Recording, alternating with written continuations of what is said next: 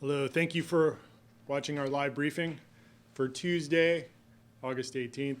Today I have a COVID situational update as for the Commonwealth of Virginia, and then here at Westminster Canterbury Richmond. Then you'll hear from Debra Jacobsen from Resident Services, and then Chaplain Logan Augustine has our pastoral care segment. We're coming to you again today from the TV studio. Some work's happening in the theater. We'll be here today and Thursday, and then hopefully next week we'll be back in the theater for our live briefings. Now just a quick update on COVID-19 in the Commonwealth of Virginia.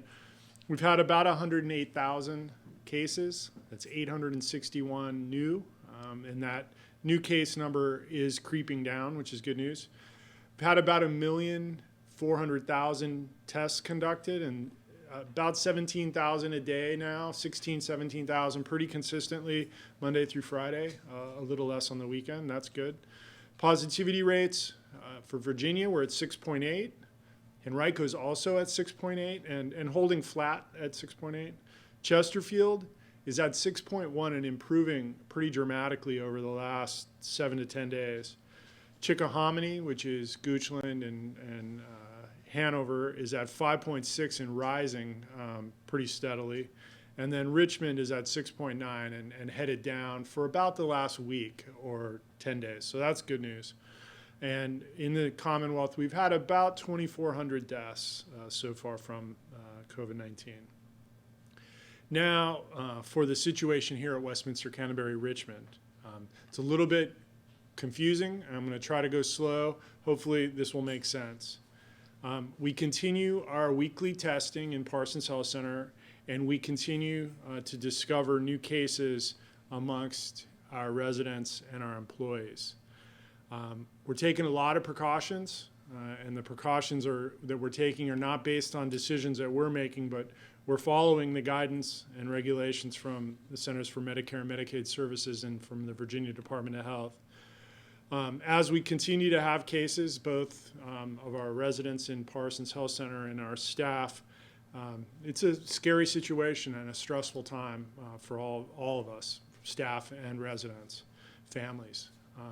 We are completely committed to continuing to be transparent about new cases, and we'll continue to share with you what we're up against and how we're doing, and hopefully we'll see us turn the corner here in the next few weeks. We, just in terms of the process, it hasn't changed really since the beginning. Every single person who enters our community is screened before they come into the building. Residents, family members, contractors, they go through a process where they're screened. They're asked questions relative to any symptoms and any exposures, and then their temperature is taken. We've stuck with that process. We have a different process for each of those groups, whether it be residents, their visitors, or contractors. And then since the very beginning, really since March, all of our employees are assessed at either the Avalon entrance or the Child Development Center entrance in the back of the building, where they answer questions about exposure and symptoms, and they receive a temperature check. That happens for everybody. Some of us, myself included, we go to the back, we get screened, and then we come around to the front to park. But we're all going through that process every day.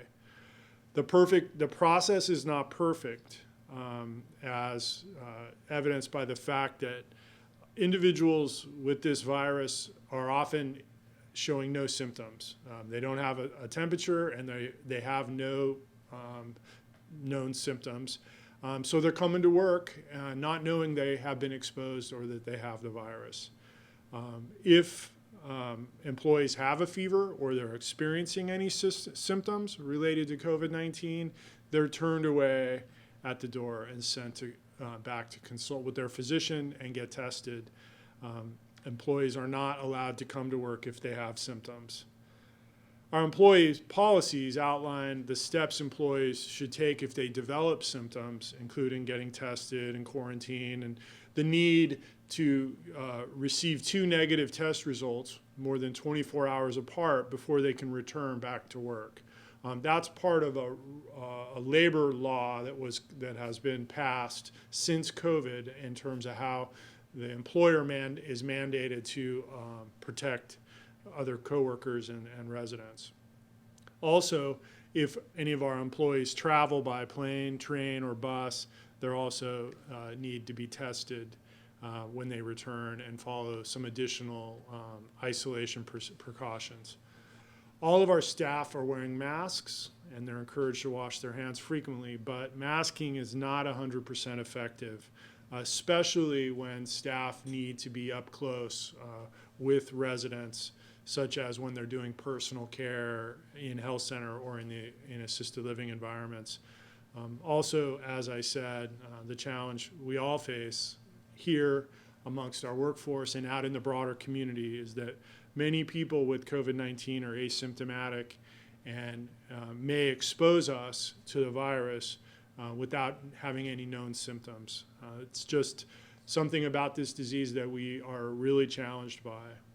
We continue to proceed with an abundance of caution in order to protect you, the residents. And so when we learn about positive cases amongst our employees or residents, we're seeking guidance from Virginia Department of Health, and we're quarantining residents and quarantining at home our staff. Now, more specifically to the situation here amongst our cases, I'm very sorry to say that yesterday, Westminster Canterbury Richmond learned that a housekeeping aide who has worked over the last number of days on all floors in our Avalon assisted living and worked a shift in our Parsons Healthcare Center has tested positive for COVID-19. Unfortunately, due to this exposure, all the Avalon residents now need to be under quarantine for 14 days from the date of their exposure, and that's based on guidance from the Virginia Department of Health. So their quarantine period will end Sunday, August 29th. To all the residents of Avalon, I am really sorry that you have to go through another quarantine. You just came out, and we are incredibly sorry that you're having to go through this. And I appreciate your tolerance and your patience with the situation. We're doing this to try to protect you from if somebody, God forbid, does get symptoms. The best way to keep you protected is to keep you in your apartments. We are making changes today that we think will, amongst our housekeeping schedules and in the way we cover, that we think will reduce the risks substantially of this happening again, but it could happen again as staff, especially those frontline housekeeping staff and CNAs and nurses, if they're exposed, there is a possibility it could continue to happen. Now, shifting gears a little bit to the Parsons Health Center, there's some good news, and I'm very happy to share that, and there's some bad news, and that we just need to put out there. The good news is that our Parsons Healthcare Center resident, who was from the third floor and had been moved to our COVID unit on August 8th, has subsequently recovered, received 2 negative results, and was returned back to the Parsons Health Center on Friday, the 14th of August, last week. Now for the bad news. Unfortunately, also on Friday, a first floor resident in Parsons Health Center tested positive and was subsequently moved over to the COVID unit. So currently we have 3 residents on the COVID positive 19 unit. 2 of those have already had a negative test, so they've been retested. So 2 of the 3 that are in the positive COVID unit will be hopefully getting a second negative and be discharged back to their home in the coming days. And the other good news is that all 3 of our positive residents are doing fine and have little or no symptoms. I think 2 are totally asymptomatic, and 1 of them has just a real low-grade fever that's kind of off and on. So that's the good news. Bad news is we've got 3 people in the COVID unit. Due to the exposure from the housekeeping employee that I mentioned, Parsons Healthcare Center first floor residents will be dining in their rooms, and the hallways on the first floor are closed. And those procedures, those precautions will end Tuesday, September 1st, I believe. Last thing is today, not long before I came to do this today, we learned that one of our COVID unit nurses has tested positive. She just returned from a short little time away from work after working in the COVID unit, and upon returning to work, she was tested, and today we learned she's positive. And so she's today has been sent home and will be in quarantine and is asymptomatic. She doesn't have any of the symptoms, but did test positive. So more to come there. Currently, we have 6 employees who are in quarantine and recovering.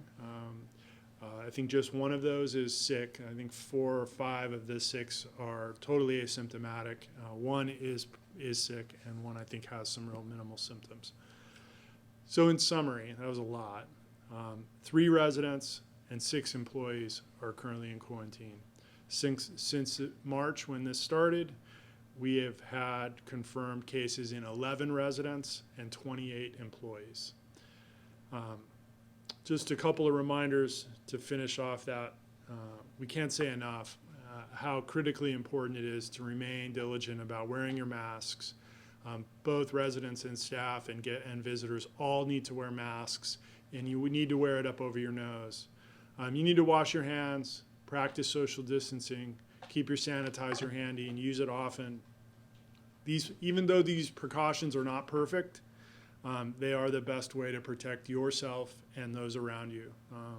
All residents and staff need to stay home if you don't feel well, or if you have any of the symptoms of COVID. Please contact your physician or the clinic. Lastly, for me, a little update on the Child Development Center work, the playground work. The hallway where the CDC, the Child Development Center, and Parsons Healthcare Center entrance is at the back of the property, right near where the IT office is, closed during the day from 8:30 to 3:30 today and tomorrow, Tuesday and Wednesday. Then on Thursday and Friday, it'll be closed intermittently as they finish up their work. You may bypass that area completely by going in and out the Avalon entrance to the back of the Child Development Center and Parsons Healthcare Centers. You can come around the other way there. So appreciate that. Apologize for any inconvenience.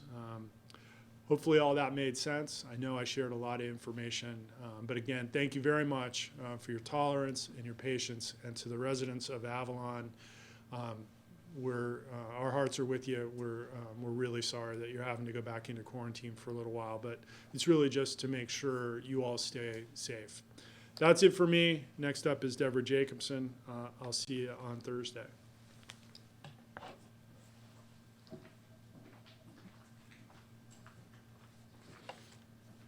Good afternoon, everyone. It's been a while since I've been with you. I've been working behind the scenes on all these processes, and I hope to give you some clarification on a couple of things today. First of all, on our residents that are traveling, please make sure that you do stop by the center or the tower desk and fill out a leave of absence form. That particular form gives us the information about your time leaving and when you return. But even more importantly now, it tells us about the mode of transportation that you're taking. As you know, that if you travel by plane, train, or bus, there is some quarantine time and some testing that's required. So we've updated that form so it's easy for you just to check it and help us do the best thing for all of our residents. Also, I'd like to remind you that yesterday was the start of the contractors and the personal employees being allowed on campus. We are excited that this has been working out really well. Just want to remind you the importance of that protocol, making sure that we know who's going to be on the campus, that they go through the screening process, and then we have the names and the phone numbers. And this information is helpful to us in case we do have to do some tracking, because we never know if that's going to happen or not. So please be sure to follow those protocols. Way back in March, when this all started, we asked a group of staff to volunteer to help the resident services staff in making phone calls on a weekly basis to just check in on you and see how things are going and to ask your opinions on things. This has been going on since March the 17th. At this point, we are winding down a bit because you're becoming more active, and we're finding that you may not be in the apartment when we call. So as of this week, this will end the every week phone calls or every other week phone calls. But we want to make sure that you know that we're still thinking about you and want to hear from you. But if you want to call your resident services staff, we'll be glad to take those phone calls. Or we know you've formed a relationship with the person who's been calling you. And if you'd like to continue to give them a call or check in with them, that would be great as well. After this is all said and done, and it will be said and done in the future, we do plan to get everybody together so we can celebrate those new relationships that were formed. Independent living visitation is going really well. As you know, your family members can come in from Thursday to Sunday, and they go through the screening process from 10 to 3, and then they can stay a little bit longer in the evening just to spend some time with you. We do want to encourage you to remember to wear your mask, to social distance. We know that one's a really tough one. Wash your hands before, during, and after your visits. And we ask your guests, please, to follow the protocol of avoiding the public areas as much as possible. That would be extremely helpful to all of our residents. Please note that the visitation guidelines are located on our blog, and per a resident's family member request, they will remain at the top so it's easy to assess for you. Elections. I want to tell you that we have all intentions of holding the election here at Westminster Canterbury. The election will be in November, and what we are suggesting to you at this point is go ahead and fill out the application for an absentee ballot. This guarantees you that you will have your opportunity to vote. Those applications are due by Friday, October the 23rd. But just want to let you know that if everything goes as we expect it to go and we're able to vote here in our community, you can just bring that along on the day that we vote. But we wanted to give you a heads up. Let's just be better safe than sorry. Walking. So we're so glad to see so many of you out and about and enjoying the weather and all the beautiful gardens in the new Tower Green. But please be careful when you're walking, especially when you're walking on the road and in and out of the parking lots. We recommend that you take a little extra care and to avoid the employee parking lot if possible. Try to stick to the sidewalks for everyone's safety. In closing, I just want to give you a little teaser. Jessica Goldberg, who's the manager of Courtesy Services, will be joining us on Thursday to give you some exciting options for grocery shopping. So tune in on Thursday. Up next is Logan.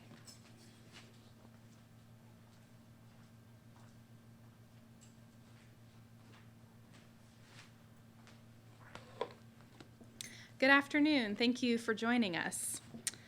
So Pastoral Care invites you to tune in for our worship service this Thursday, the 21st at 10:30 a.m. Reverend Jenny Tavelda will preach, Reverend Deacon David Curtis will assist, and Nancy Bain will be playing the piano.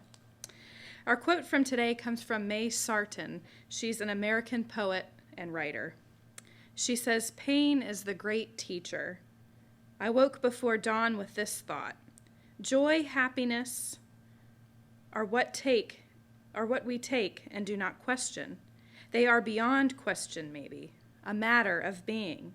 But pain forces us to think and to make connections, to sort out what is what, to discover what has been happening to cause it. And curiously enough, pain draws us to other human beings in a significant way, whereas joy or happiness, to some extent, isolates." When I heard this piece today, I thought about how we usually don't question our times of joy and happiness. We expect that those moments should be the norm for us.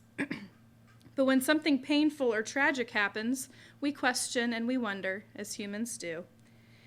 Given all that is going on in our world right now, the virus, reckoning with our racism, dealing with events and stresses within our families and within our friendships, I wonder how we can draw close together to support and care for each other, to give voice to the voiceless and hope to the discouraged.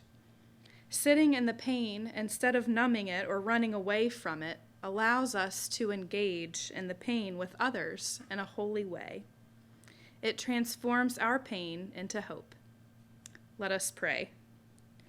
Gracious and loving God, we know that it is not your desire that any human being should suffer, yet we know that to be human and to walk this earth means that we will experience pain. And we see that through the life of your Son. So we find comfort in the knowledge that you know what it means to feel pain, that you are with us in our deep aches, as we experience physical pain from changes in our bodies, or mental pain from missing our families and loved ones, or perhaps the spiritual pain from missing our places of worship, or feeling disconnected from God. Help us to find ways to support one another through that pain. Help us to draw near to each other and closer to you. We give thanks for the moments of joy and happiness in our lives, O God, yet we ask for strength to face whatever pain we may encounter with your grace. We thank you that you are there for us as we call out to you. May we be reminded of our connection to each other and to you always. Amen.